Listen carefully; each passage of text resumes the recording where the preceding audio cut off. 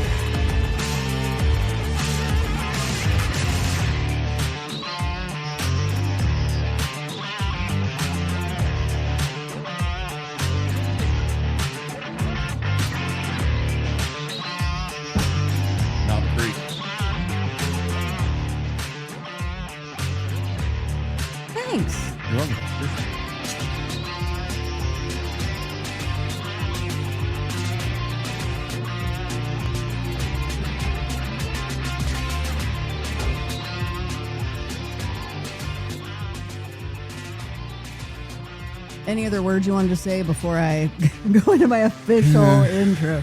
Take it away. All right.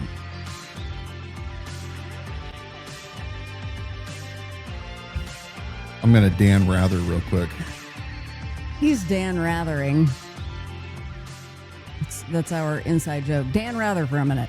Welcome to the Liberty Without Compromise live stream broadcast. We are the only local liberty-minded live program here in Kootenai County where we expose political power players, politicians, social media influencers. They are abundant. Power player pastors. They are abundant. My goodness. A new one on every corner each week. We're your hosts, Dan and Donna Wilson. I'm here to screen your questions and comments. What you're going to do, you're going to get involved in the comment section on whichever platform you're watching by typing those questions and comments right there. And when appropriate, we'll bring those, make those a part of the program. Remember, as you're watching live here with us tonight, to share this feed to your page or profile. A reminder that the opinions expressed tonight, especially if they're Casey Whalen's opinion, they're not necessarily that of our advertisers, affiliates, or sponsors. I was kidding.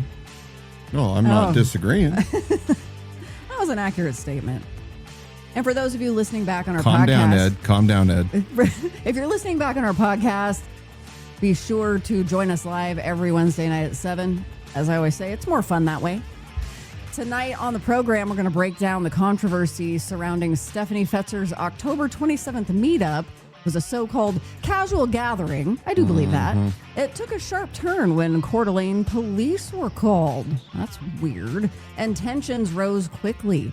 This meetup, co-hosted by Stefanie Fetzer and Erin Barnard, was presented as a simple community hangout featuring then candidate for Coeur d'Alene Mayor Dan Gookin. But at the last minute, Fetzer abruptly changed the event's location, a move that many now see as strategic, a shift that placed Dave Reilly directly in the crosshairs the moment he walked into that original location.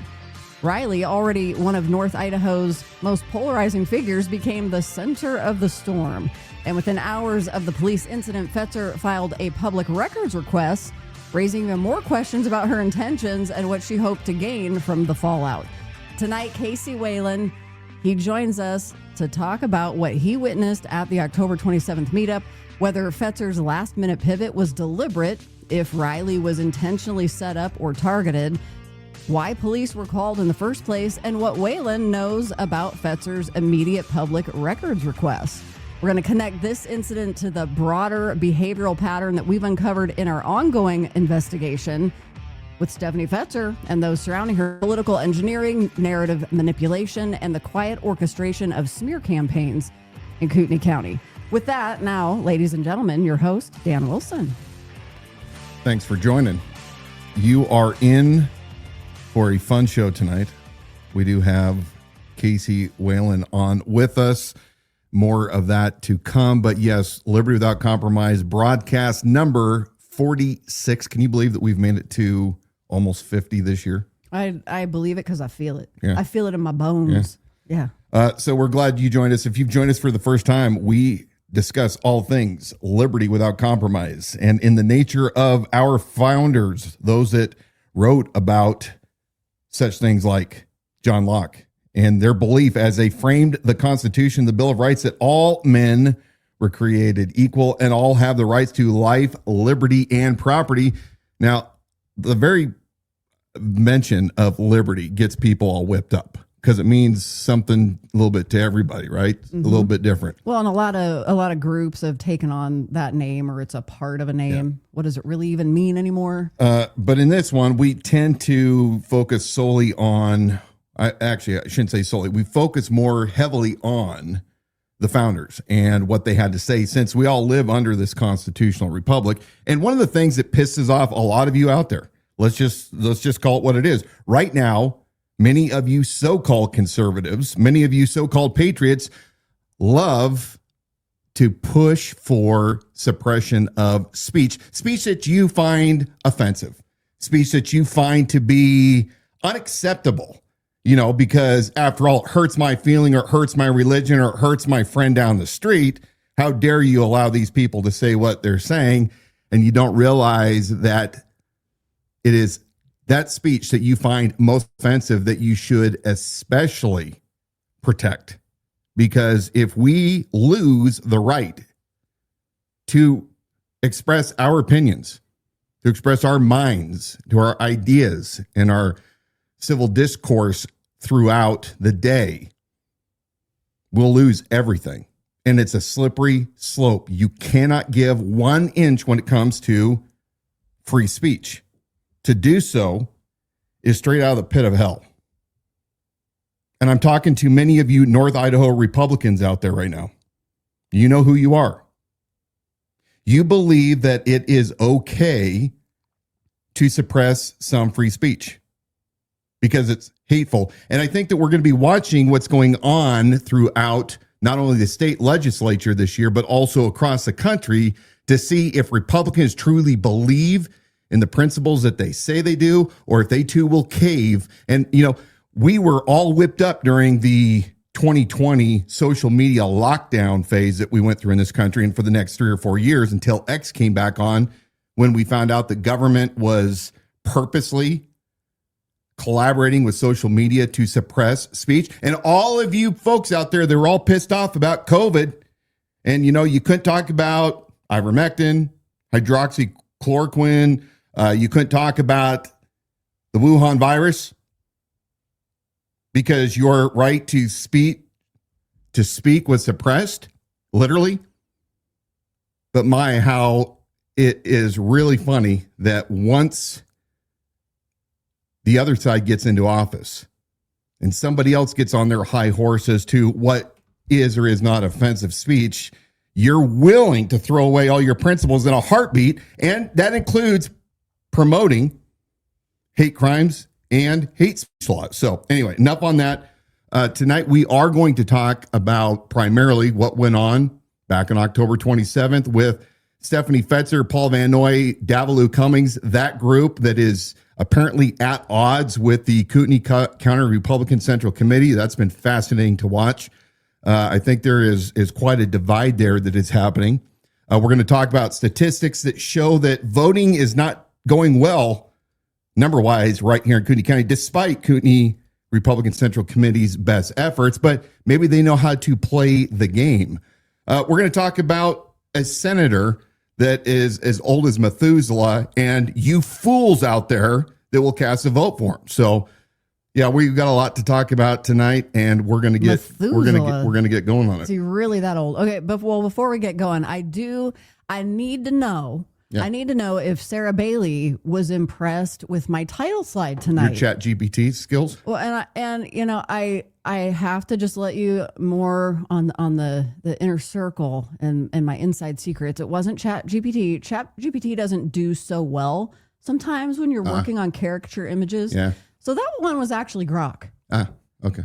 So your title slide photos were a compilation of Grok. And they are intended to be caricatures, kind of an exploded. Kind of when you go to the fair and you pay that one dude to quickly sketch you, and he draws you with gigantic lips and noses and all that stuff. They came out fantastically. Yeah. I want to remind our viewers on Instagram that our live streaming platform has created a new feature where it will send a vertical video, which is much better for viewing there on Instagram because it doesn't flip the videos sideways. However, the feature that they have not figured out to do yet, and people are already complaining, is to allow a separate video feed for a vertical feed. So what you end up seeing on Instagram is the center. When you have more than one host, it works great if your host is in the center. You have one talking head.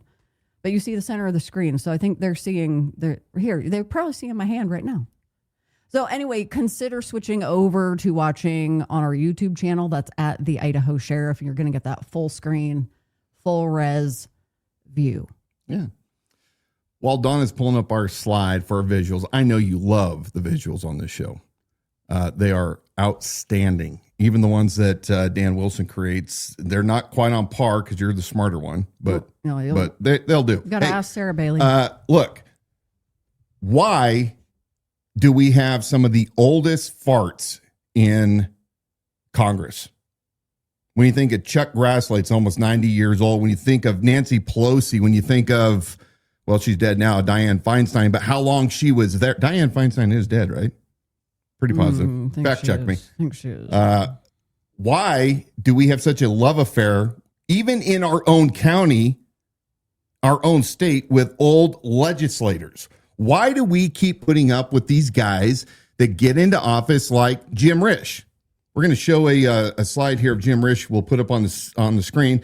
This came from the Coeur d'Alene Press just a couple days ago. Risch is ready to run in 2026. He's already 82 years old, and he is going to throw himself back into campaign mode again so that he can serve, I think it's a fourth 6-year term. So he'll have been in office for a quarter of a century. Sounds more impressive than 24 years.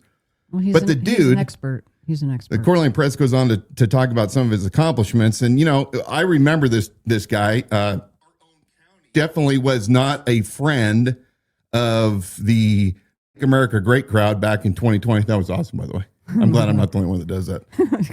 Got a little redundant. So you have Risch that, he has voted for some of the largest spending bills since COVID, especially. And then he's sitting here and being quoted in the Coeur d'Alene Press as, I can't believe that we're accumulating $1 trillion in debt, every couple, 150 or whatever days. The dude's been in there forever. In fact, the dude's been a politician since 1970 when he first won prosecuting attorney down in southern Idaho. And he's worked his way through the legislature. He's worked his way through the lieutenant governor's office. But why do we keep putting guys that are this freaking old right back into the seat? What is it about these guys? You're getting Damon's going toe to toe with you. He says our founders were pretty old. How old were they? But wait, it gets better. How old were they, Damon?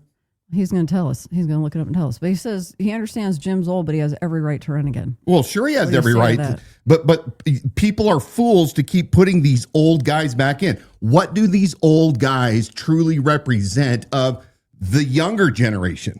Those of us that are actually working, that haven't been a effing politician for 50 effing years. I mean, I am so sick and tired of public servants that have never had a real job.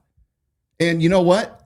You can't tell me that an 82-year-old man is as sharp, as bright, as brilliant, has as much energy as a man half his age. That's my personal opinion. And I think that if we actually do a check on the founders, just because they wore white wigs doesn't mean that they were as old as what you think. I mean, Washington was in his 40s.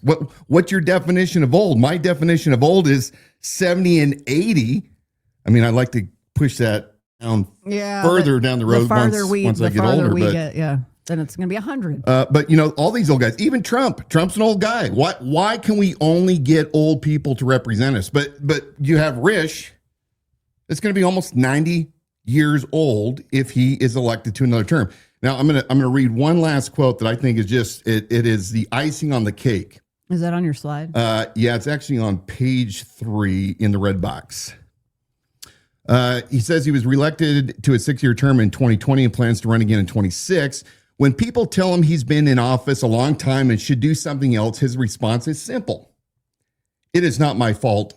I told people what I would do, and when I went in and did what I said I was going to do, they vote for me again, he said. Yeah, cool. It has nothing to do with the fact that Republicans, like we see in this very county, are afraid to bring anybody else on. They won't put any money behind younger people. And I mean, I've heard Ron Mendive, be quoted to say that he'd like to retire, but he just doesn't know that somebody could come in and take his place. I don't know if that's his direct quote. That was told to me by a mutual friend. But here's the problem. Young guys won't get involved because the central committees, the people with the money, won't put any money in their campaign because they like these old timers that will continually do what they want, that are consistent and that they can control. Well, I think they're working on a next generation, but they have to make sure that they've come up through the ranks enough that they're going to comply. Well, we did a podcast 3 years ago specifically addressing old congressmen and senators. And I think the average age of senators was over 60-something years old. So anyway, no offense to you, Damon, but I would respectfully disagree that, these old timers should still be there because we're dumb enough we keep electing them. I will never vote for Risch or Simpson or Crapo or Fulcher. I mean, I'm sick and tired of them all. What do they do to represent us actually here to protect liberty? I don't know. We don't have debates anymore. Yeah, I know. Reminder that we've got Casey Whalen. He's in the wings, going to be joining us here in just a little bit. So you want to stick around for that. We're going to be discussing the events that Stefanie Fetzer, once again, right in the middle of, kind of seemed like a political hit that Dave Reilly got stuck in the crosshairs of, or did he? It's some questions we're going to ask, but Casey Whalen was there, so he's going to talk to us about his accounts and then some things he's uncovered since those moments that day. Yeah. So speaking of voting right here locally, Watchman Ministry put out a stat that they just published, I think, recently here. And it is Kootenai County voter participation declines again. Look at these interesting graphs. On the left side, we're pulling from 2021 through 2025. Remember 2021 when everybody was really motivated to get out and vote because of COVID and because of Biden and all that stuff? Kootenai County, it looks like that we have approximately 35.25% turnout of registered voters in 2021. And by just this year, a couple weeks ago, it had fallen out to 28.44%. When you look at the ballots cast versus the voter registrations, 2021, you had 99,137 registered voters and only 34,950 actually came out to vote. By 2025, we had grown to 100 and almost 8,000 and only 30,705 turned out. So we are trending, despite the KCRCC's efforts, because this is predominantly a Republican county, right? So despite the KCRCC's dollars that they keep putting into these rating and vetting and the ballot samples and what they're doing, This looks like to me that Republicans are not coming out to vote as much. Well, I think that's a byproduct of confusion. On what? They're starting to hear rumors of what's going on within the KCRCC, what the political motivations have been, who's controlling that, and the word's getting out. I mean, it's more difficult. Yet you can't suppress people forever, and especially when there's a candidate like you that ran in that last big election that was able to take hold of social media channels and produce things as rapidly as we were able to do. And you just, it for them, they got a little bit lazy in how they got lazy and weren't prepared to stay ahead of those things, and were in a position of being reactive. And I think a lot was revealed during that time. Interesting. I think we might also look at the fact that Reagan, and probably, I'm going to guess, Bjorn through McShane, the political consultants, these political science geeks, they probably know that the voter turnout is as low as it is. And so it's a lower bar for them to be successful. Oh, yeah. So those of you out there that want change, whether it's North Idaho Republicans or independents or whatever else, the reason things aren't changing is because, like, the majority is not getting out to vote. And it blows my mind that in this county, you would have people that are too lazy, too apathetic to actually vote. Well, and it's a known strategy. I mean, there are things that are going to fly under the radar and pass in those smaller elections because voter turnout is an issue anyway. But then as you're presenting, and by the way, I put a QR code for Watchman Ministry up in the corner of the screen if you want to check out their website and additional resources, as Dan was using that graph that they provided to us. But yeah, the confusion, I was seeing it online. I was seeing people, they wanted to go vote, but they're like, look, I'm hearing an undercurrent of not good things with the KCRCC. Where do I go to find information? They were really struggling to figure out, like, I want to go to the polls, but I legitimately don't know what to do. And they don't have the time, nor had put in the investment of time enough prior. And how long how are people campaigning in those smaller elections? I mean, I think a lot of them were only announcing maybe 2 months before election day, somewhere in there. Mm-hmm. And so you're like, how much of the public is going to be aware or have enough repetition or redundancy in a matter of 2 months to have a clue what's going on? Well, time will tell. I want to follow up on Damon because this one, I wish I had these stats at the top of my head, but I did look them up. So Damon, regarding our founders, were pretty old. Damon's calling our founders old. So I want to tell you out there what old is. According to my search, the youngest, there was 56 signers of the Declaration of Independence, so that's what we're going to call our founders. The youngest was 26. The oldest was Benjamin Franklin at 70. Median age was 44 years and 4 months. Under 30, there were 7 signers. 30 to 39, there was 13 signers. 40 to 49, there was 20. 50 to 59 were 12. And 60 plus were only 4. So I don't know, Damon, am I considered an old guy? Because I'm kind of there and towards the end. So anyway. You better get busy. You better run for something else. Well, hey, you better run for Congress. No, my days of running for any office are done. Listen, let's play this video before we bring our guest up, and let's give a little background to those who maybe haven't been following what's going on here locally. There was as we stated earlier, a huge rift in local Republican politics between those that supported current city councilman Dan Gookin for mayor and those that were opposed. Now, those that tended to be, my observation, for Dan Gookin were the North Idaho Republicans and the Candlelight people. Paul Van Noy, former Fed, Davalou Cummings, Stefanie Fetzer, political operative, and their cronies, the tattoo parlor informants. And then you had on the other side the KCRCC that hates Dan, can't stand Dan, and wanted their vetted what do you call it? Their recommended candidate, Debbie Loffman. And so what we saw play out is quite a bit of going back and forth between the two camps. We had all 4 candidates on. We spoke to them all directly. We recognize everybody has a right in this county to support who you want to. I mean, that is your ultimate right as an American with your own conscience to represent or to elect and promote somebody that reflects your values. So just as a disclaimer, this is the frame that we're coming from. Now, part of the dirty politics you think come from the left, from the Democrats. That's what we generally think when we think of dirty politics. But would it surprise you to know that dirty politics can be played by so-called Republicans and so-called Republican Christians? Would it surprise me? Yeah, would it surprise you? Yeah, no. Mm-hmm.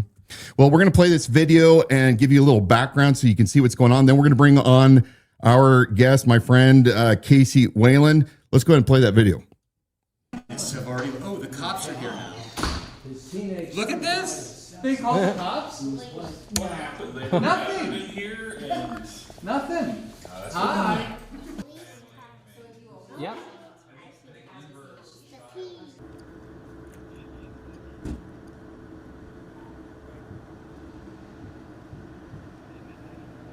Phoning accounts on Twitter, and here's one of the famous so Dave is such a pain, always a big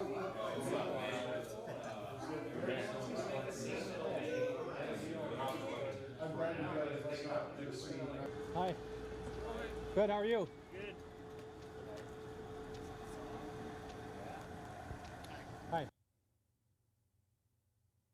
I got from the police officer. Oh, yeah. Pretty cool. Printed all the flyers and all the food trucks. That's Flyers. For the 5 p.m. gathering. That's not us. No? No. We have no flyers. Don't think I can. No. Who are you with? I'm not answering any questions. I'm not answering any You're questions. not answering any questions. We really didn't have flyers. No, we didn't do any flyers. Okay, can I ask why you guys are gathering here? So we have fun and hang out, eat food, eat dinner. Okay. We asked why you're here. Why are you here? You guys all did. Okay. By who? Get some tacos. The burritos are in bag. I asked what the issue was. Look at that. Complaint? Good job, Willie. What a loser. Well, it's private property, and the manager has asked everyone to leave the pavilion. What? Why? That's where we're at. Because I'm it's a private patron. property, and they want you to leave. God. Everyone. All right, let's go. Or what? They don't need a reason. We're just Their property. let's go. So we come here, we all order food and are eating and So I'm just the messenger, sir. Okay, that's where we're at. unbelievable. Well, where do you guys want to go? Let's go somewhere. That's an option. I'll talk about your first. All right, have a good night. So you guys can just kick out patrons? Well, they Again, we're can just they can messenger, trespass. Okay? The owner of the property wants you guys all to leave. Did they say why? Would you mind clarifying for us? They don't need a The reason. owner of the property is? No. Then how do we know that you're not gonna like this? Okay, well, I personally spoke with the owner of the property. I want everyone to leave. It's that simple. You guys all need to leave. So you're gonna some guys can So we have the ability to have hold on. The main reason is that you were promoting pizza and beer. There's no alcohol allowed in the pavilion. There's no Here, there's no pizza. Okay, I'm not gonna argue. You all need to leave. So that's up for us to address. Very simple. Okay? We'll see you, mate. All right. We'll see you. Yeah. All right. All right.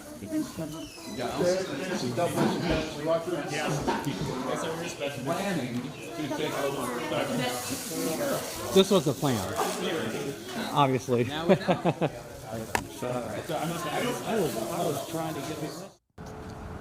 That's fine. We're gonna find out who's doing it anyway.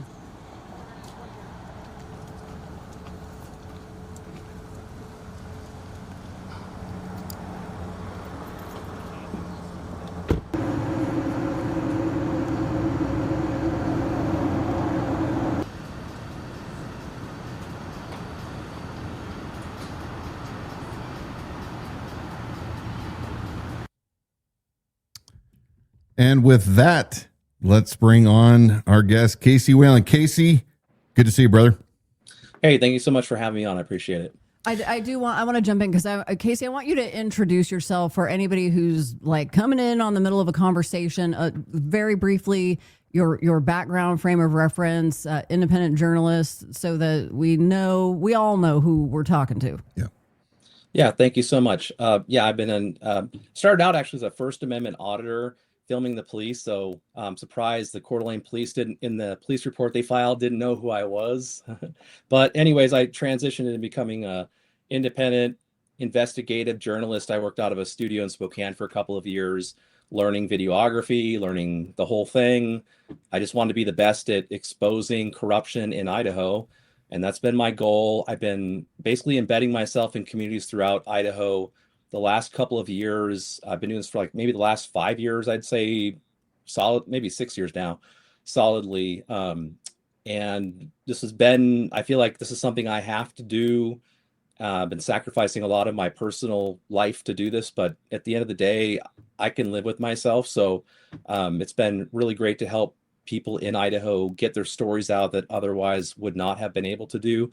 So it's been a learning process, learning how to develop stories, learning how to do public records requests, all kinds of filming events, town halls, speaking engagements, thousands and thousands and thousands of hours across the board, just trying to get better and better all the time. So I feel like I'm really getting a handle on what I'm trying to accomplish. And at the end of the day, it's really just to serve the people of Idaho. I don't work for anybody in particular. Doing this, I'm just trying to help people. And so that's been my goal, and just trying to get better. So thank you so much for having me on today. I appreciate it.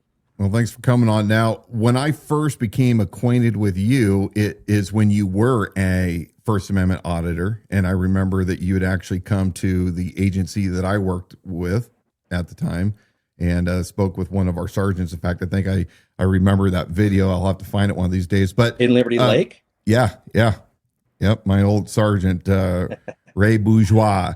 But no, you were there. I first became aware of what we're getting ready to go into more depth about a couple weeks ago when you posted on your X account the video of what took place.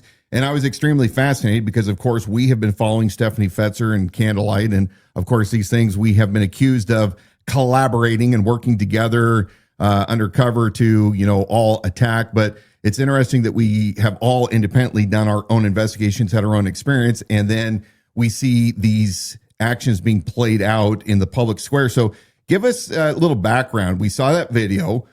You guys were up off of Prairie between Ramsey and 95 at a little food court where food trucks are there. You guys were inside eating, several of you. We saw Dave Reilly. Tell us, what were you guys there for, and then kind of what unrolled?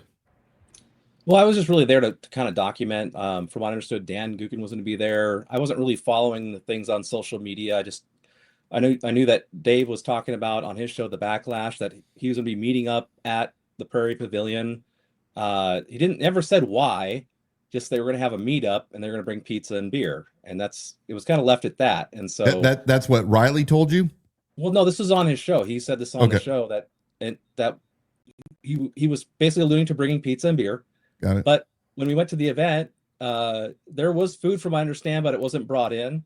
Mm-hmm. And there was no alcohol because there was a sign up saying you can't bring outside food and beverages or whatever. So that was respected, and people that were there bought from the vendors. So it was blown up. It was taken out of proportion. But I would say so. This event was advertised on social media.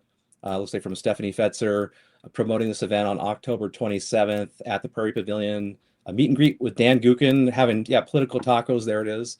And then so Dave was inviting people to have a backlash meetup. I would say there was probably 20 some, mostly Catholics there, and one child, somewhere around 8 years old. I would say maybe 9, probably 8. Real sweet kid. And so we were just there anyways. I was just kind of there to film whatever, but they're there to ask Dan Gookin some tough questions.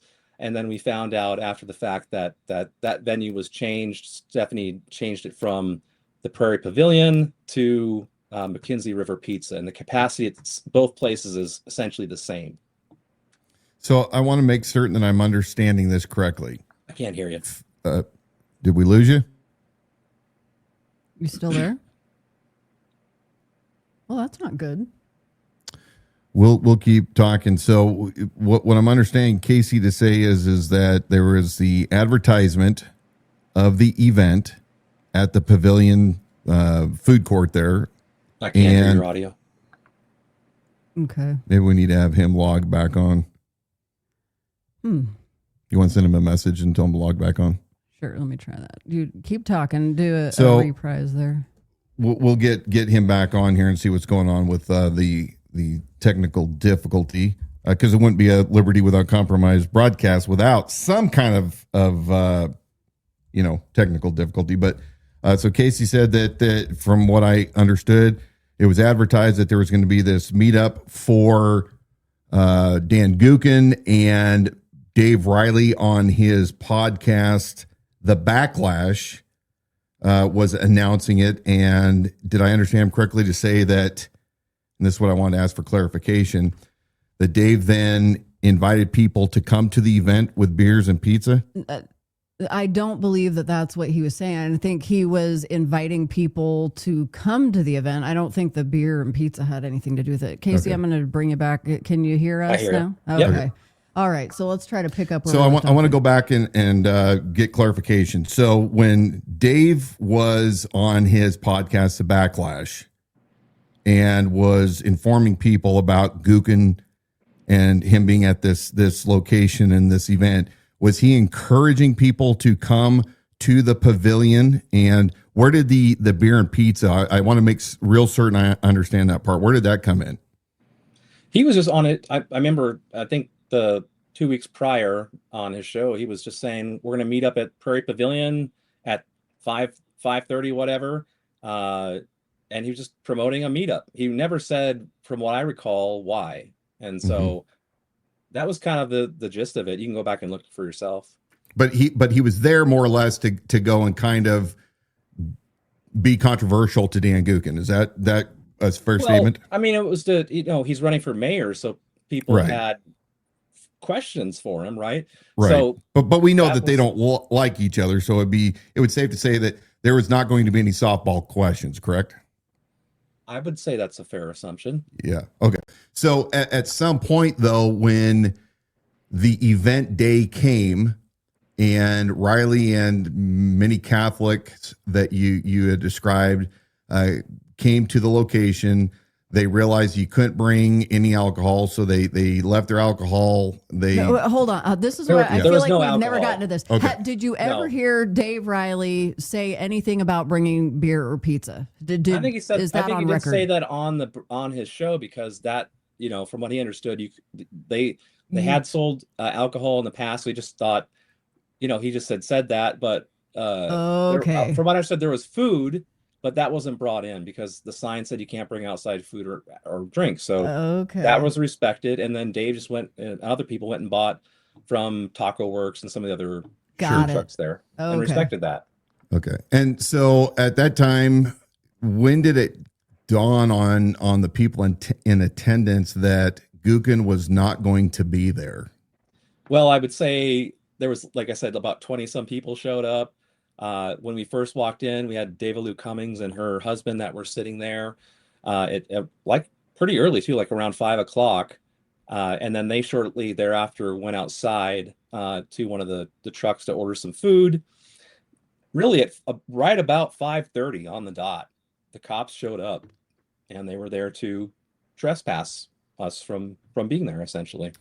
Had you seen any of these flyers that some unknown entity had created and were allegedly passing out? Yeah, so essentially what happened was the cops came in to trespass us. William Lee came in and he took video of everybody in there to make sure to document who was there. And then he turned around and walked out. And so I guess my question is, if the venue was changed and Davalou and William are in Fetzer's circle, why were they there? and 90 minutes prior to that venue being publicly announced that it was going to be at McKinsey River Pizza. So that's really kind of questionable. And then there were flyers that were handed out to some of these food trucks. And I do remember when I first got to the Prairie Pavilion that one of the ladies at the Taco Works truck was really kind of keeping an eye on us. I happen to remember that right off the bat. So, and then shortly thereafter, the cop showed up. The cop went up and talked to the Taco Works truck.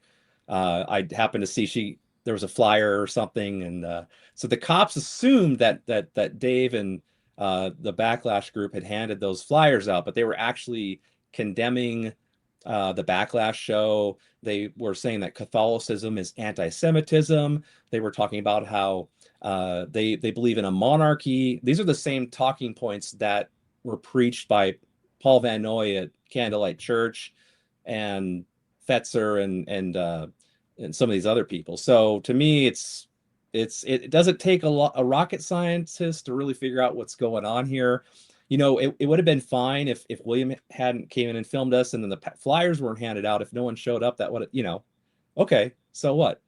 But for that to all happen, that's really what made this worse, in my opinion. And then personally, to have an 8-year-old child there, and then that happened. Of course, the kid didn't have a clue what was really going on, but that really upset me. And then these law enforcement assets are being wasted.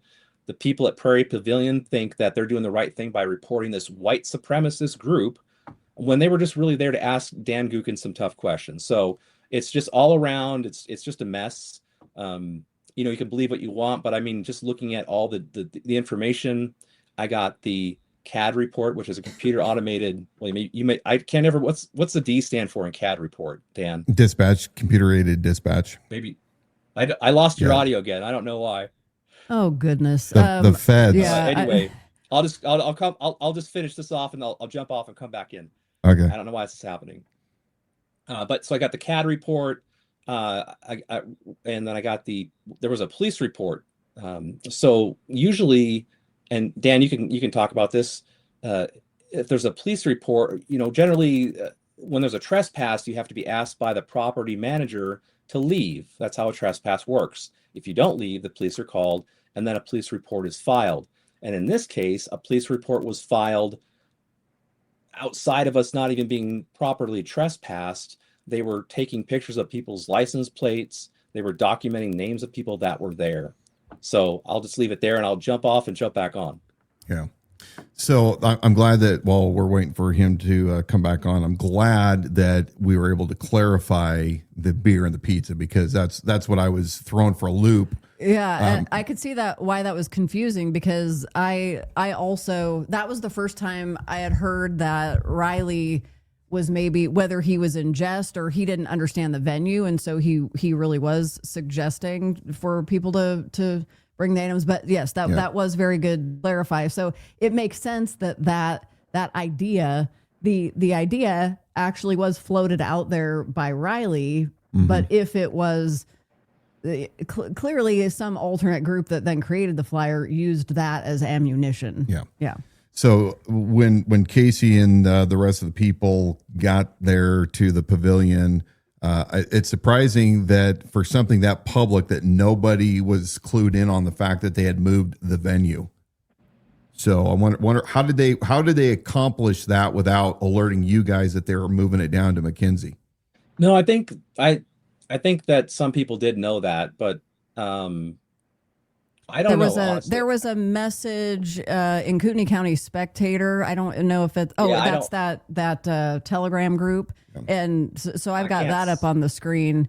But it's one where Fetzer was updating, like she said, "Hey, due to looking like we're going to be over capacity, we're going to have to move the venue. It's too small for me to read. I'm going off of memory, but that'll be legible on the screen." So that's more of, I mean, you can get in and view this group, but it's got just over 600 members. And so a notification was sent out there. It wasn't exactly private, but semi-private, because most people don't have access to that group. But to Casey's point, when law enforcement, my experience, of course, I was in a different state, so I understand there could be, different policies between the states, but typically as long as somebody wasn't committing a crime, we didn't fill out a report if it wasn't required. So frequently we would come to a Walmart or some other establishment, and we would get the notice from the person that was either the owner or the representative of a lease, and they'd say, hey, we want these people trespassed.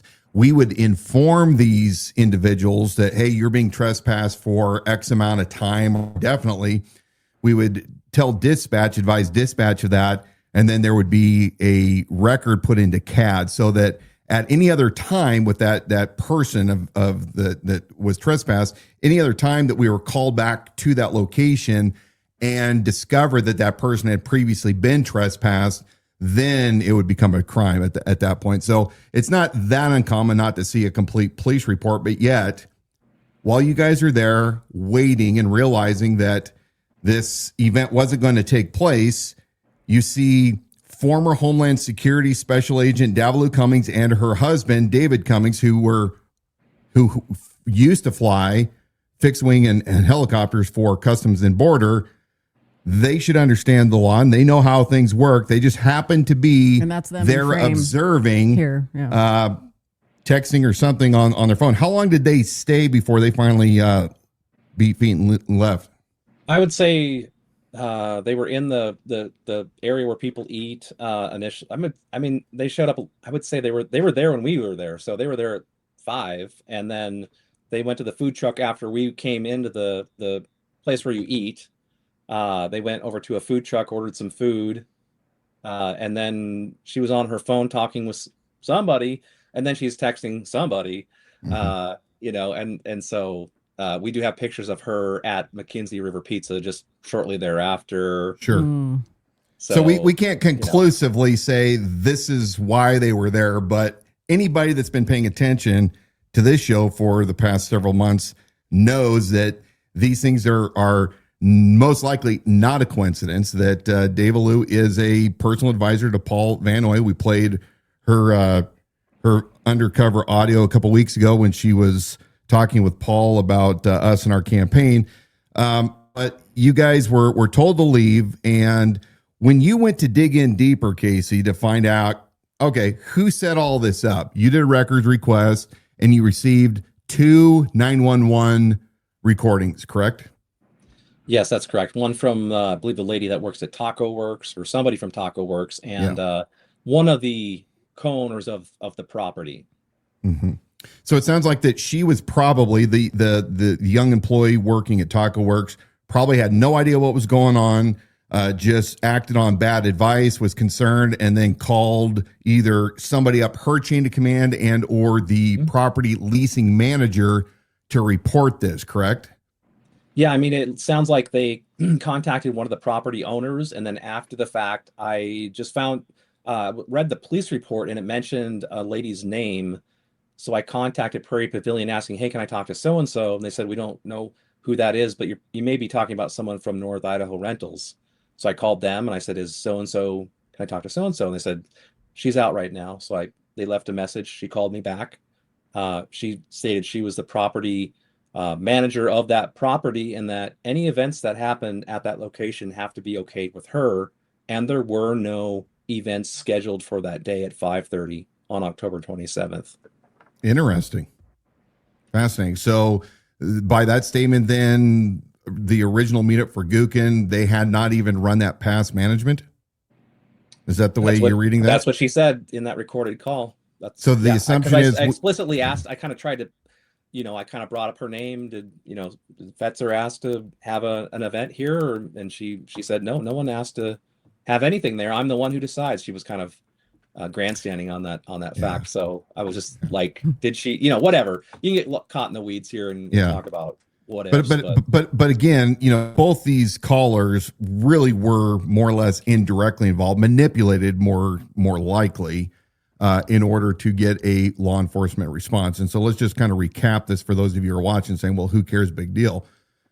Look, when you concoct something and you make people in the public believe something to be true that is not, and then when you further manipulate unknowing individuals to contact law enforcement so that law enforcement then takes action against your political adversaries, that's not okay for me.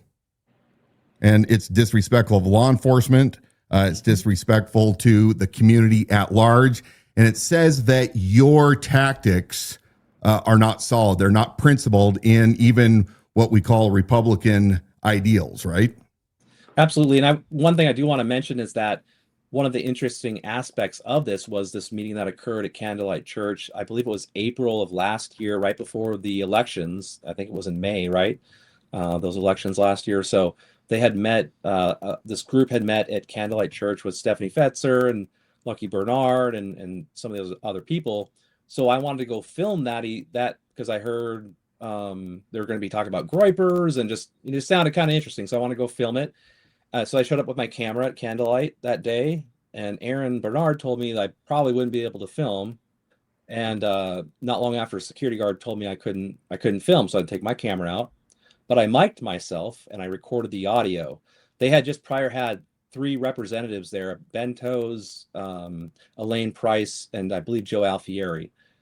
So right after they spoke, then there was a panel with Stefanie Fetzer, Lucky Barnard, and Pastor Jason. I'm forgetting his last name, but they were talking about groypers. They were talking about these people in the conservative movement that believed in monarchical ideology. And so when you look at these flyers, those talking points are in those flyers that were handed out to these food trucks. So to me, it's really not far afield to connect the dots here. Paul Van Noy was basically condemning Catholics at his church.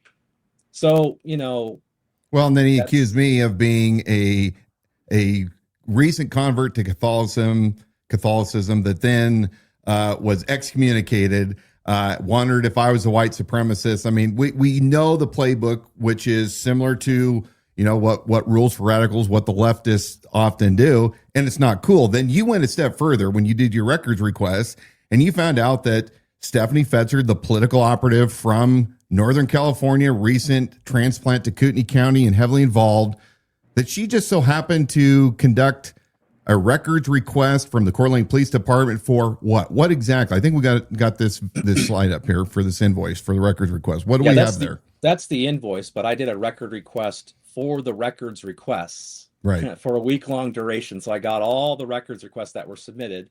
I got about 50 of them. None of the addresses were redacted, by the way. I'm just going to put that on the record. So sure, I released Stefanie Fetzer's request for body camera. She was asking for everything, which you can see in that invoice, but she requested it literally an hour, half an hour, whatever, after Dan Gookin spoke at McKinsey River Pizza at 8:50 that evening. So she went in, got logged into her Coeur d'Alene records request account, like you and I both have, and just was that quick interested in knowing what happened because she just somehow knew that there was going to be police action up at the Prairie Pavilion. Well, I mean, it obviously she knew that happened, but why would you want to? I mean, we don't even have to ask why. I mean, really, it's telling in itself. Sure.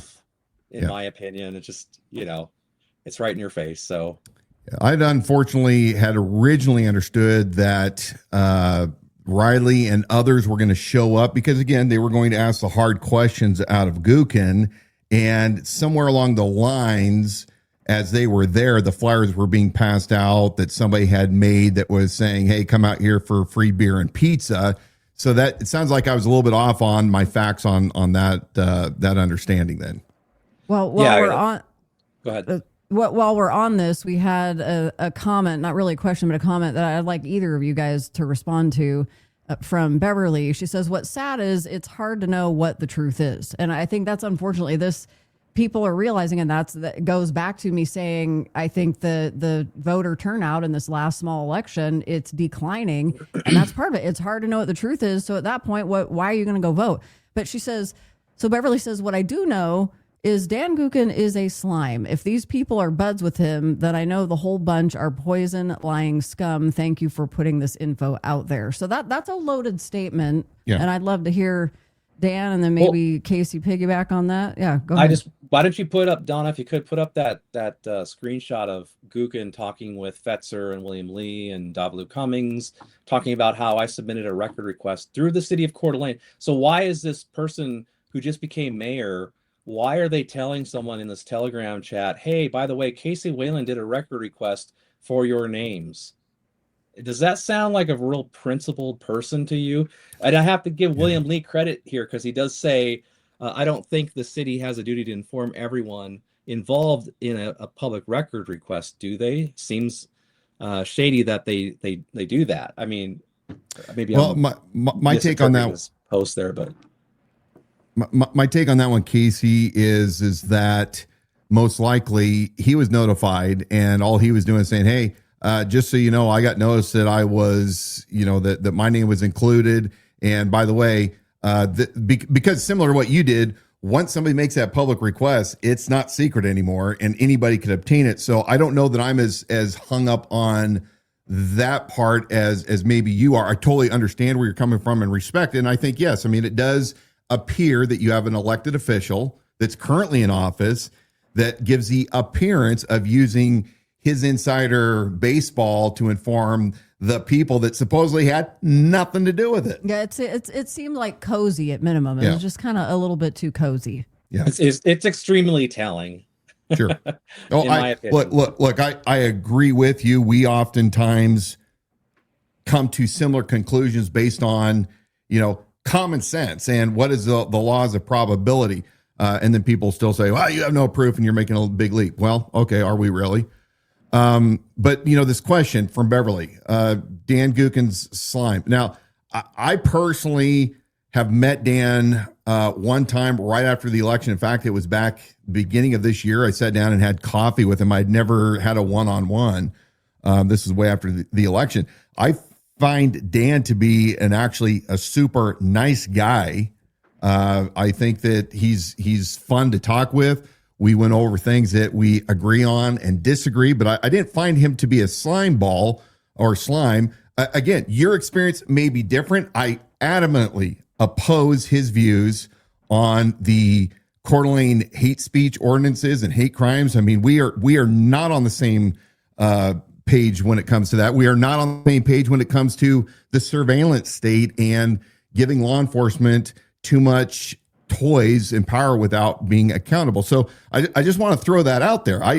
You may have a different experience, and I know, Casey, you had your personal experiences, but I did not endorse nor promote anybody.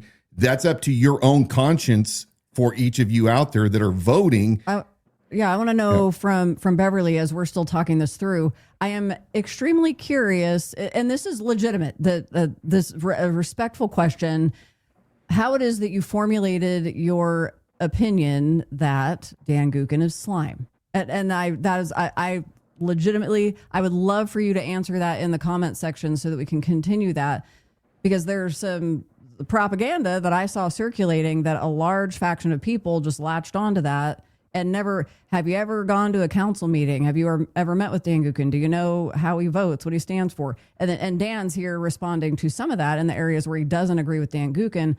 But as far as him being slime, what is the foundation of that frame of reference? So if Beverly can jump in on that. And then Casey, anything else you wanted to say on the Dan Gookin argument? Not necessarily, no. Yeah. I mean, well, they did pass this hate crime ordinance this last year, right? Yes. And it just mimics Idaho's malicious harassment law, but at a local level. So I do have a problem with the Idaho malicious harassment law because it does involve speech.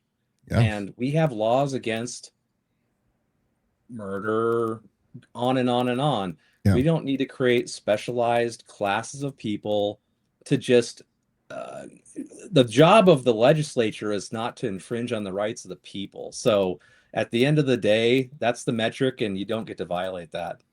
And I agree. I mean, I break it down like this.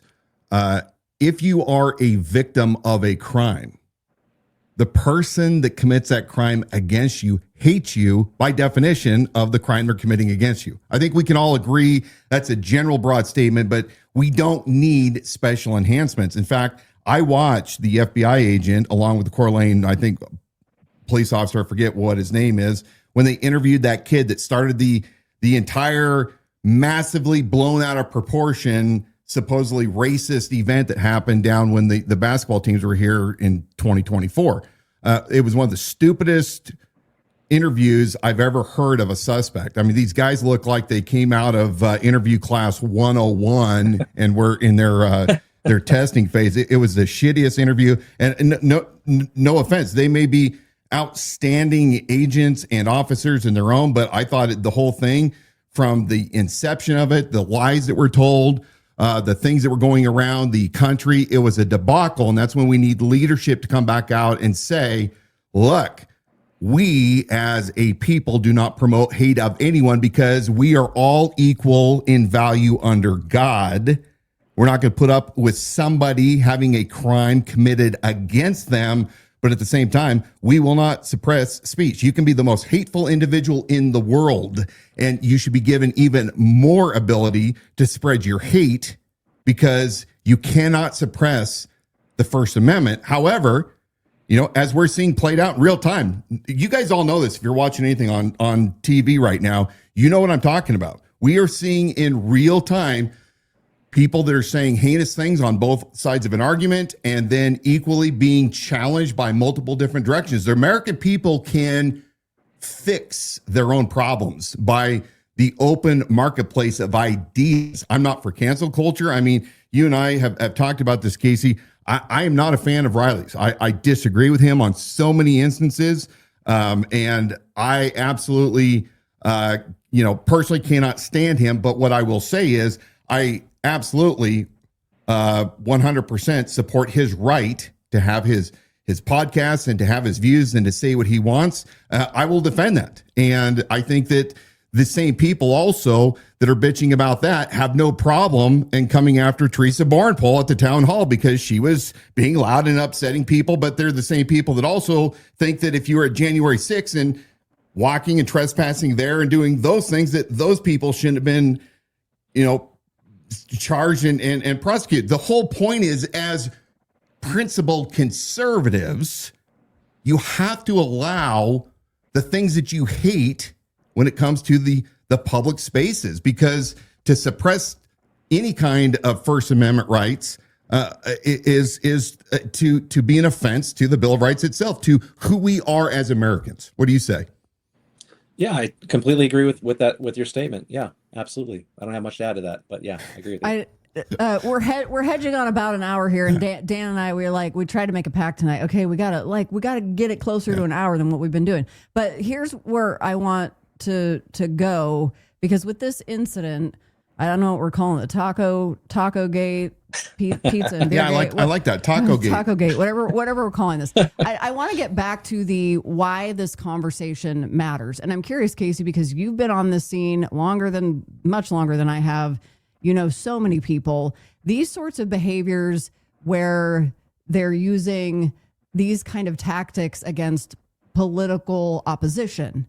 Have you seen this before in your experience here in this county from Stefanie Fetzer or this group or these circles that she runs in? Are there other incidents similar to these, or is this a first of its kind that you've noticed? Honestly, I'm kind of busy doing other things. I'm not completely focused on Kootenai County as much as I used to be. So really, honestly, I don't. Okay. And that is one of the things we say. The larger conversation here is that we did launched and premiered an investigation on Stefanie Fetzer last week that was quite comprehensive. That was months in the making and collecting data and speaking with people that had associated and run in her circles as a political activist in Sacramento County. And so what we did a really good job of proving and showing the track record of are these sorts of behaviors by Stefanie Fetzer prior to her arrival in Kootenai County. And then some of these same very similar like-minded tactics that she was involved in during our campaign. And that's when it was on our radar. Otherwise we're like, weren't coming after you for no reason. Yeah. She came onto our scene and was a big time detractor during the campaign. And we were able to trace that all the way back to something, Casey, you were saying in this incident, you can see the rhetoric from these people, and it's the same rhetoric that was then on this mysterious flyer that was handed out. So while we're not definitively saying, oh, yes, we have the evidence of who handed this out, you can come to a pretty good conclusion as to the source. And that's so it's more of the same from, and Stefanie Fetzer's right in the middle of it. I'm not here making an accusation that she was, using Illustrator and creating the flyer herself, but it's the same rhetoric coming from her and her camp. And we know that she was doing those same things during our campaign. And that's where all that messaging was coming from. Well, it started out with the Candlelight Crew and then Yes. part of the KCRCC. I mean, before they had this fracture. And it sounds like from what you're saying, Casey, this fracture more or less started around April of 24 when they had this Groiper, you called it a Groiper event at Candlelight Fellowship. And they're talking about monarchy, how these people wanted a king, and so to me, it's this church that fervently promotes Israel is trying to remove people that would be opposed to Israel from the Republican Party. That's the story. Well, let me ask you this: you've been accused, and you can answer this or not. You can be accused of being a racist. Are you a racist? Are you somebody that hates Jewish people just because they're Jewish, or are you more against the current government? What do you say? No, I'm not. I don't hate anybody, and I have Jewish friends, so no, I don't hate anybody. What I do not like is the American people being taken advantage of by a foreign government. That really pisses me off, honestly. Sure. Okay. Well, I had to ask that because I've had people, like me. We get accused of all sorts of things, and I wanted you in your own words, if you were comfortable, to clearly define that. But, we all, if we want to preserve liberty, we all have to start holding each other accountable, and we have to start raising the bar because these tactics that's going on. There is nothing that separates the woke left from the woke right. I mean, it's all the same tactics. It's the same game plan, and it's not compatible with the Constitution and Bill of Rights by a self-governing republic. And one more question, because we got accused of this over on the X platform. How dare I, let's see, align. Maybe because you comment, if I comment on a post on X, we had a troll come in there and say, how dare I associate with a cop hater? Are you a cop hater? That's what they were accusing you of. Oh, and now I'm socializing with you. Well, I mean, when I first started doing this, I didn't even know how to do videography. So what's funny is I had a camera shot in 480p, and I couldn't even see the viewfinder. So I was like blindly filming the police with this camera and making videos. But no, I don't hate the police. My point, what I first started out doing this is I was trying to hand out constitutions to law enforcement as a litmus test for them to see or to find out if they understood our rights. And largely I found out no, but it's largely because of the administrative state, and the cops have to do what the administrative state says. They don't teach in the academy. I can tell you that firsthand. So I don't hate cops, but I was frustrated because I was trying to, I got like 120 full-size constitutions from the Idaho Secretary of State's office. I would take those into the police department, sheriff's department, film them. I started doing records requests. I find out the law enforcement is disseminating me through the fusion centers. So I mean, early when I started out, I was a little bit adversarial with the cops, I'll admit, but that's changed. I mean, that was just to try to show people that where we are in America, and so I found that being disseminating information to the public is way more it's just the way to do it. It's you're more on the level, and I just found it more, I don't know what the word I'm looking for here is, but fruitious, I guess, to go that route. And so it's been fun to learn all these different aspects, how to develop stories, records requests. So it's been a lot of fun. Honestly. But yeah, people definitely don't like when you start, and especially when there should be public accountability in a position like law enforcement, they definitely don't like being questioned in the area of expertise of what they do.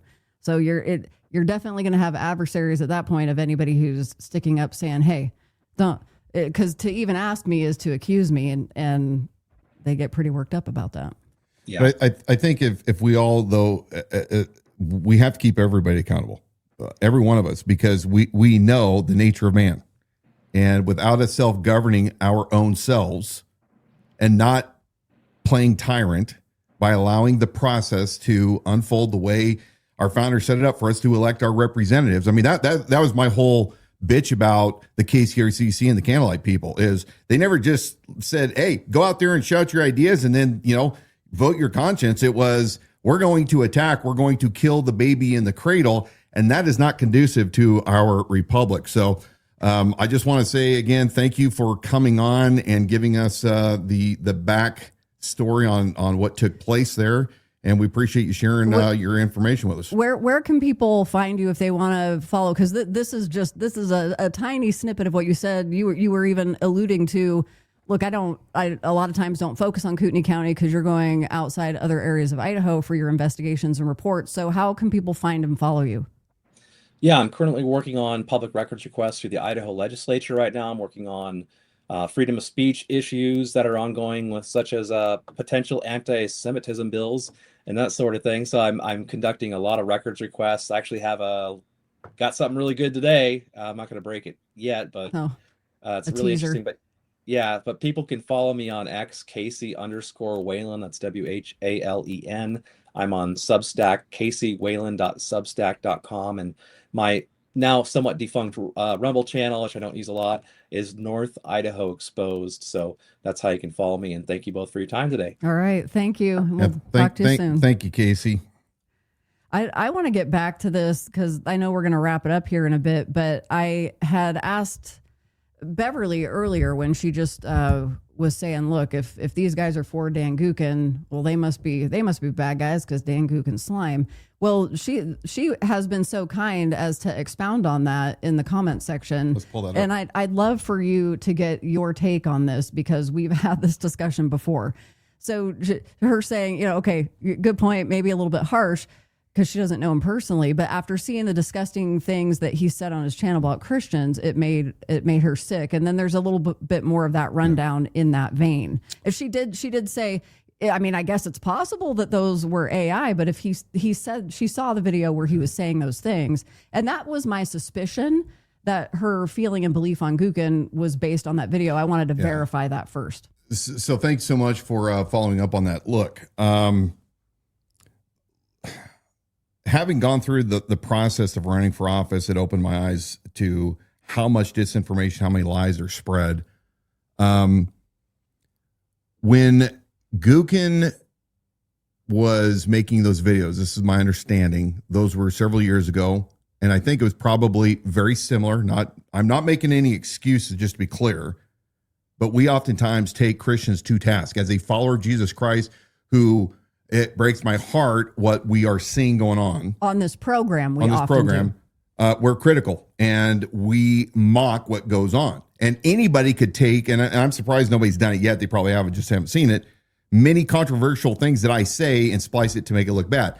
Gookin did address this because that video that was spliced together came out several years earlier. Mm-hmm. And I think about 2 years ago, if I'm correct, he came out and addressed it.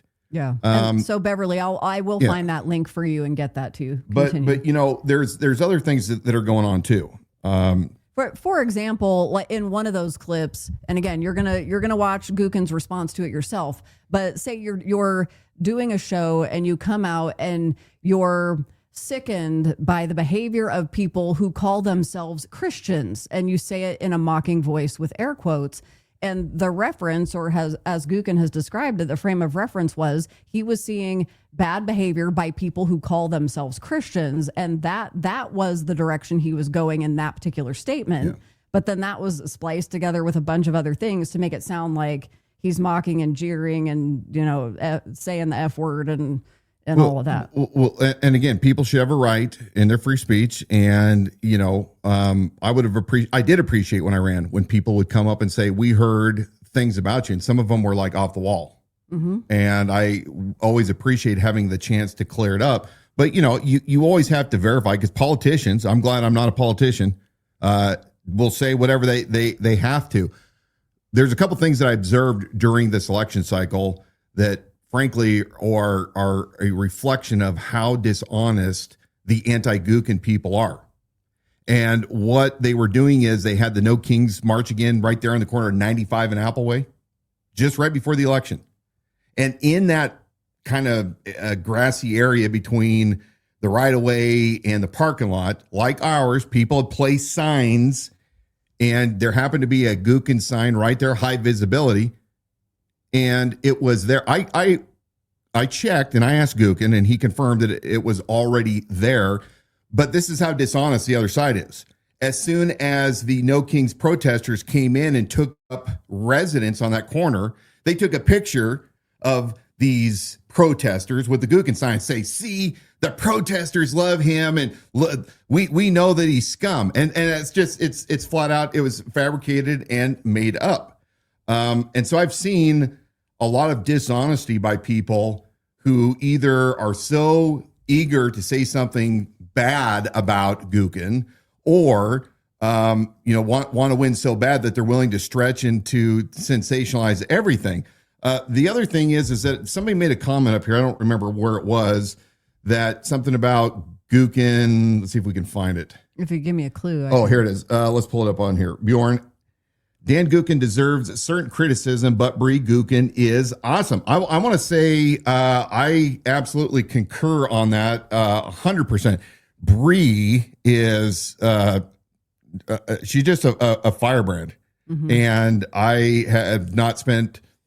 In fact, I've never spent any time other than we saw her on the sidewalk with Dan. Yeah, just right before the election, walking by, paths crossing. Yeah, but we see her. We feel like we know her because she comments. Yeah, and she can hold her own. I mean, she is intelligent enough to have good arguments. And I see people melt down all the time. Look, at the end of the day, folks, you get to choose who you want to support. That is your right. It is your own conviction. That is only between you and your God. The problem is, again, and I just want to bring this up. If Reilly was going there to cause a scene, I hear what Casey's saying. I knowing the way Dave is and some of his past history, he tends to be controversial.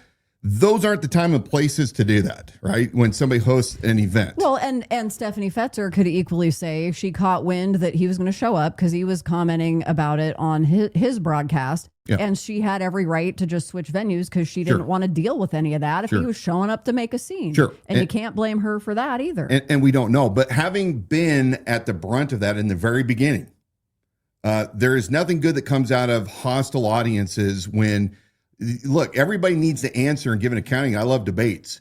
But also when you're campaigning, it's not conducive to have people that hate you just there to show up to, we're going to show the world how bad you are. You can do it respectfully. So, I mean, I get part of that conversation and that argument. They do it and then put you on the defense because it's hurling negativity. And then they take it a step further and accuse you of not running on your ideas. Yeah. Well, you came and ambushed every public forum so that you couldn't say what your ideas, spend time talking about what your ideas were. Shar, let's talk about this. Shar Cox, the food truck pavilion just lost a customer. I'll be passing the word. Thank you, everyone. I understand where you're coming from. There was once upon a time I myself would probably be right there with you. But can I appeal to you just a little bit? I'm gonna wear my cop hat for just a second here, and citizen business owner. Law enforcement many times is used unsuspectingly by other parties that want to get other parties in trouble. In fact, I think that you could almost make an argument there's criminal conspiracy by Fetzer and Davalou, if they were involved, just completely hypothetical. There's some evidence there. By people that know better, especially Davalou, the former Fed, to where, you work together to conspire in order to get others to put a false police report. Understand that the people that are there, they don't really know what's going on. They're running a business. Yeah. If you're running a business and somebody said, hey, they're going to have a meeting of child abusers that are going to be meeting here, you would probably go, hey, we're going to venture on the safe side. You're dealing with people that are probably not much more than minimum wage that first reported that, so cut some of them slack. Look for patterns of behavior, but let's not become a cancel culture at the drop of a hat. Let's be more thoughtful in it and ask questions. Casey actually had just sent a private chat here and saying that the Prairie Pavilion was 100% used. They were stuck in the middle of whatever that operation was, and at the hands of who it was, they were stuck in the middle, and so they had to do their best to ramp up, coming in blind into that to figure out where to go from there. So it's easy to look at it like, well, people shouldn't have been trespassed from there, but they were still trying to figure out what was going on. Bjorn Handing, worst thing Dan Gookin has ever done, convinced me to run for precinct committeeman for the first time in 2008. Well, there you go. Watchman Ministries. Oh, Watchman Ministry gave us a link to Dan Gookin's response video. So check your comment section, scroll through it, make sure you expand your comments to see all of them. And you can click on that link over on YouTube. And Dan Gookin responded to that chopped up video, the edited version where it's caused outrage amongst conservatives and Christians. He responded to that a couple of years ago. And yet that the edited video continues to circulate. And the reason that was such a hot button issue for me when Beverly brought it up is that you have to be so cautious on deciding on a candidate or an elected official and coming to some kind of concrete conclusion based on any soundbite, because that was happening tirelessly to us during your campaign. They were able to position you as all kinds of things, just spread lies through and use the KCRCC and also Candlelight Church and the altar to spread an absolute false narrative. when John Padula, who is apparently running for county commissioner again, he's going to have his announcement on December 4th to run again for county commissioner. You mean when Pastor John Padula perpetrated a lie claiming that I had cussed out Tim Remington in a private conversation that there was only the two of us that we knew about? Yeah. My favorite part was when he said, maybe you can take that comment off the screen for me. But my favorite part was when we actually talked to him directly on the phone to say, what's your take on this? Like, why are you telling people you heard something you didn't hear and heard something that didn't happen? And he's like, well, I've only, what did he say? He'd only told 5 or 10 of he told 5 or 10 of his supporters or people that were helping him on his campaign, which was laughable because imagine how that spreads like wildfire when you put those lies out there. That's the thing. That's just a thing to be cautious of, because these are very powerful political machines such as the KCRCC and Paul Van Noy at Candlelight Church that are controlling your political narrative. They're controlling what you hear and what you see, and they're telling you what to think.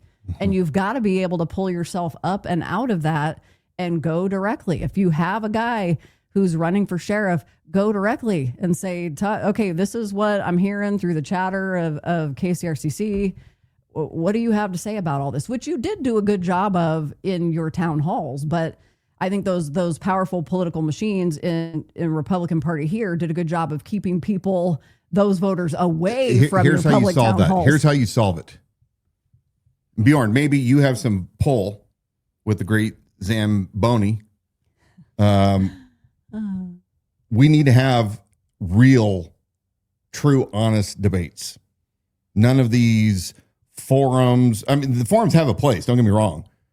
But we need to have debates where it can be candidate to candidate, throwing out whatever they want, defending it, supporting it, no 2-minute time limits. But there needs to be a real ability to start showing the public how incompetent some of the people are.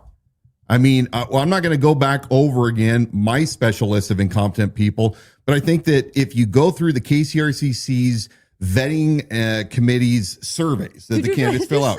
Did you just say you have a special list of incompetent people? Yeah, there is. Can you turn that into a PDF? Can we share that? Well, Dan Wilson's I don't know if I have list that of time. Incompetent people. But I mean, look, there's some people that if you can't even, and I'm going to say this again. Okay. I got accused of being completely anti-Gookin during the campaign. I got accused of being totally anti-Debbie Loffman during the campaign. The other ones never really commented, but there was all these assumptions out there. If you're here's a pro tip. Take it from somebody that ran for 10 months, 7 days a week. If you're going to run for a position, you should know that position inside and out. You should actually have all your talking points ready. You should understand what your priorities are and how it matters for the office that you're holding. And unfortunately, there were those that were running that did not appear to me, including the sitting mayor, what the hell the mayor even does. And when it came down to, Gookin, whether you like his politics or not, he at least understands how government works. Again, not saying that I agree with how he does things, but you have to have a good, solid panel of people that are going to go up against. I mean, asking Debbie Loffman at the last minute to pull out of the city council race in order to run for mayor, I mean, you get what you get, but you can't have somebody that's running for mayor that doesn't have a business here in the region, that's not contributing to the local economy, but wants to help small businesses, but apparently is too good to have their business right here. Sorry, Debbie, if you don't like that, it sucks, but that's my belief. You also should actually understand what the office of mayor is, and both. I mean, I think John Pulsifer, when he started out, I like John. Mm-hmm. John, I believe, could like that become a very good representative because he's a quick study, he's self-made, but don't come out talking about schools when the mayor doesn't do anything with the schools. Mm-hmm. Stick to what it is that you specifically have. And, you got Angelo Brunson, doesn't know a thing about the water or sewer, but somehow he's more capable than the next. So anyway, off soapbox. One more, Beverly. I appreciate this comment too, and it flows so well with this conversation. So I've got to highlight this. She says, I normally don't give hearsay another thought. Most of the time, and put this up on the screen, most of the time it's dramatized, blown out of proportion. Seeing that video, that's all she needed to see. And she says, I was convinced Dan was a horrible human. Dan Gookin. Dan Gookin. What would you suggest to get accurate information? Because I love that we're presenting a problem. What's the solution? The solution is that, unfortunately or fortunately, I think it's fortunate, you have to actually seek out the candidates that you are going to vote for. You have to actually invest your time.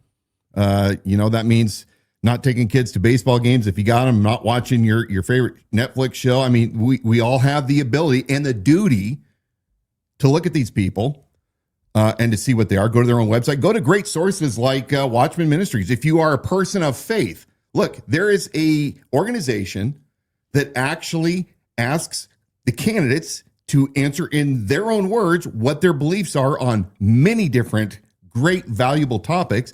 Then they do an actual in-person interview, and they're not promoting or suggesting anybody. They're just allowing you to use their resource. A lot of time, a lot of effort, a lot of expense goes into that they're doing because it's a community service, even though they get shit on all the time because, they're not part of the group. But that is a very, very good organization to go to.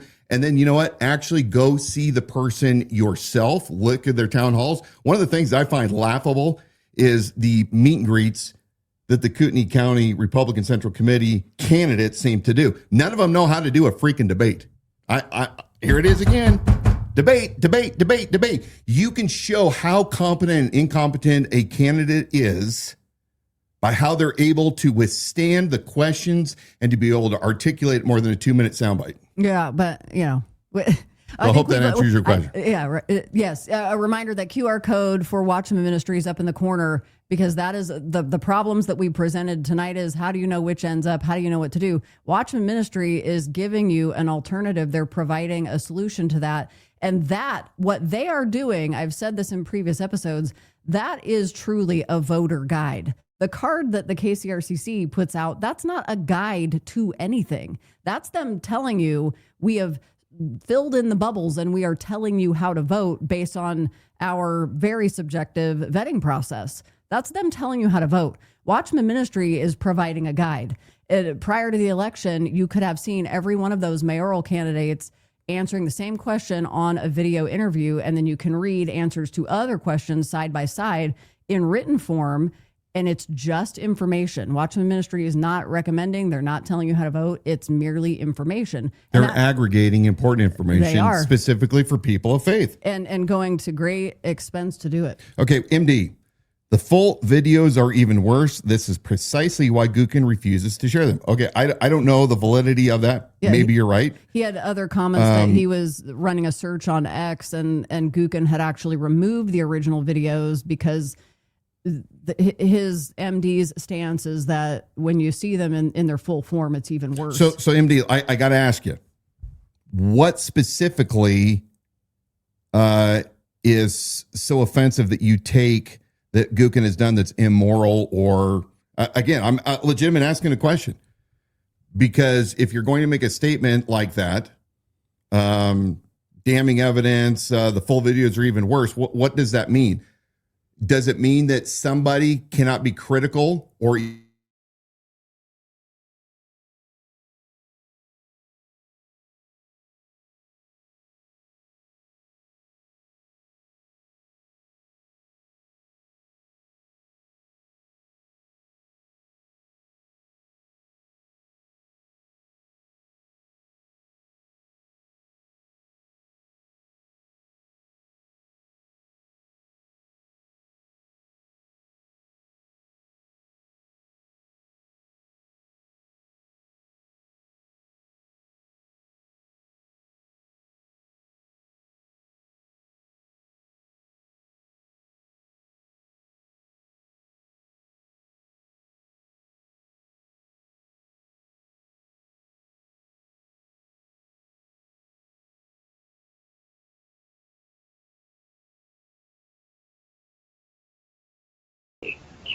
I carry a pretty good weight Absolutely. in our community. I'm going to start that over because it looks like we went offline. I'm going to sound very arrogant now. Every politician, everybody running for office always calls my office and makes an appointment to see me. But that's not how you get to me. And again, that sounds very arrogant. And I'm sorry, but please forgive me for what I'm about to say. I carry a pretty good weight in our community. And if people want to get to me, they got to get to me the right way. I told you this. I told you it sounds arrogant. Almost everybody that runs for office comes and sees me personally. They make an appointment. They get into my office. I don't pursue them. They pursue me. I mean, not to mention, now I'm going to be a jerk because I know you're here to try to get me to pay attention to Dan Wilson. Dan Wilson has not done a thing to get my attention. He has not called, asked for an appointment, offered to take me to dinner, to lunch. He's not wined and dined me. And you know what? It sounds arrogant, but that doesn't fly with me. I'm an imperfect man and arrogant. Yeah. So a great point, Donna. MD, why is it offensive what Gookin says about Christians? Again, I've not heard the whole thing that you're talking about, so I can't speak firsthand. If that's truly heinous, why is it any less heinous? Or do you agree with us that Pastor Paul Van Noy, behind closed doors, telling people that you have to get to him in a right way, he's a really big deal, you want to get to him before anybody else because he carries a big weight in this community, and he's sorry to sound arrogant, but, Dan Wilson, as somebody that was running for office, offended him, didn't ask him the right way on how to meet him. Email wasn't sufficient enough. And I should have bought him a steak dinner and thought that he was a really big thing. Why is that any less offensive? Or is it? It's questions that we have to ask. And that really, not even the MD brings up a good point, which creates that debate of Dan saying, why is it any less offensive? And especially so when you have a guy who's a religious leader in the community stating in his own words, his level of importance, and everybody that runs for office typically goes through him. He is shaping political conversation and influencing using the cross of Christ and using his church and the pulpit and scripture and religion in order to do that. And that kind of brings us full circle in our program tonight when we were originally discussing and had Casey Whalen on, that you've got Stefanie Fetzer, Davlu Cummings, Erin Barnard that are at the center of this controversy where they're doing hit pieces on political opposition, and all tied in with Candlelight Church. And you don't think that Paul is at all at the center of all that? Well, he defends them. He gets offended if people online speak out against these ladies. Yeah.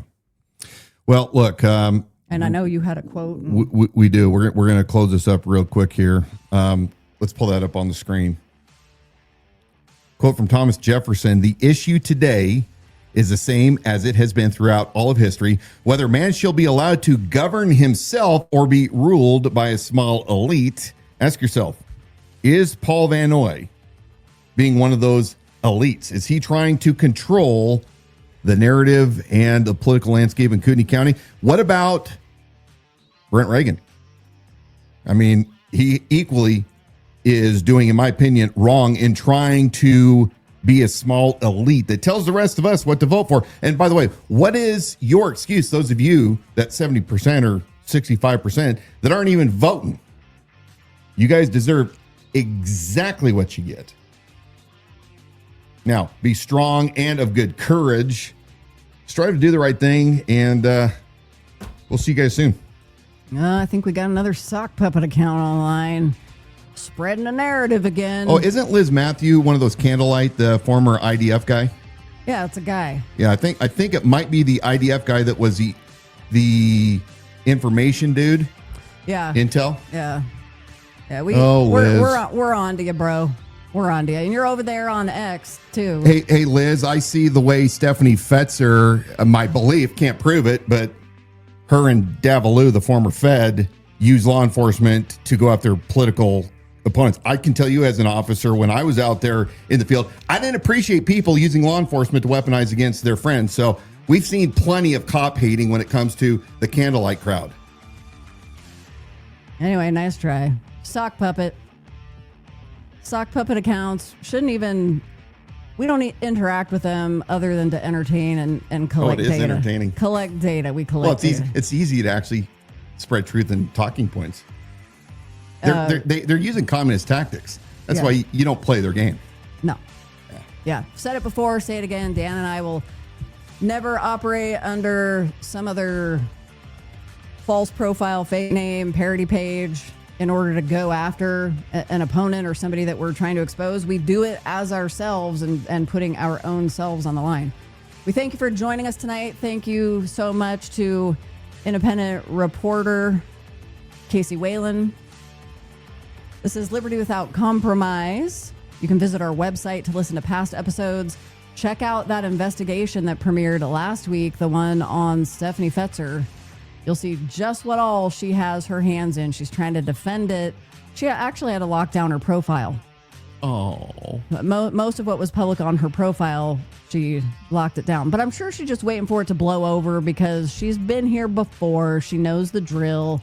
She's get her advisors, lock it down for a while. It'll blow over. You could come back stronger than ever and talk about how embattled you are. Go to our website, libertywithoutcompromise.com, or our YouTube channel is at the Idaho Sheriff, and you can watch that Stefanie Fetzer investigation. For our podcast, be sure to listen and subscribe wherever you get your shows. Share this live stream to your page or profile. Watch it again. Share it with your friends. Even after we're live, watch the replay. Anything else? Are you still praying for our friend Jim? Are you guys out there praying for my friend Jim? I know they are. Jim is a living testament to your prayers. Hey, if you guys want to ever meet up and have a Liberty Without Compromise celebration, we all come together in the cause of liberty to encourage each other and talk about all those things liberty related. Yeah, but let us know. We're thinking about a couple of venues here. Wait, yeah, but then would Dave Reilly try to crash it? Dave's a lightweight. I can handle Dave. TacoGate. Tiki Torch Dave. By the way, last week, Casey and I were having spars. So, I mean, I love all the fact we throw people into confusion all the time. That's what free speech is. That's what liberty is. You don't have to be aligned with somebody 100% to still say we come together in the cause of liberty to promote life, liberty, and property. So challenge you to do that very thing. I was just giving us a little more music. There was no smooth way. There was no smooth way to crossfade that. We thank you for joining us tonight. I think Dan and I are off. We're gonna go enjoy.